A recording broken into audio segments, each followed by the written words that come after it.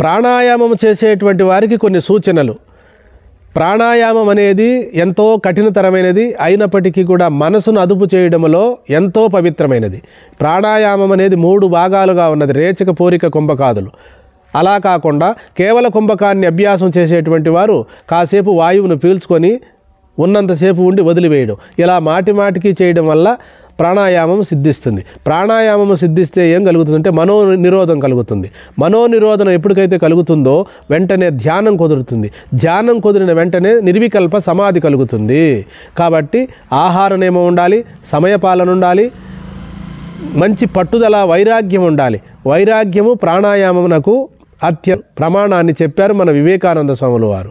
కాబట్టి పరిపూర్ణమైన వైరాగ్యం కలిగిన వారికి అన్ని సాధనలు ఉన్నట్లే, మరి అన్ని సాధనలు చేసినప్పటికి కూడా సంపూర్ణమైన వైరాగ్యం లేనప్పుడు మరి అది ధ్యానంగానే మిగిలిపోతుంది. కాబట్టి వైరాగ్యము అంటే ఇండ్లు వాకిండ్లు వదిలి వెళ్ళిపోవడం కాదు, నేను ఈ జన్మలోనే తరించాలి అనేటువంటి తీవ్రమైన పరితాపం ఎవరికి ఉండునో వారికి బ్రహ్మ సాక్షాత్కారం కలుగుతుంది, నిర్వికల్ప సమాధి కలుగుతుంది, అన్నీ కూడా వారికి కరతలామలకం అయిపోతాయి. హరి ఓం.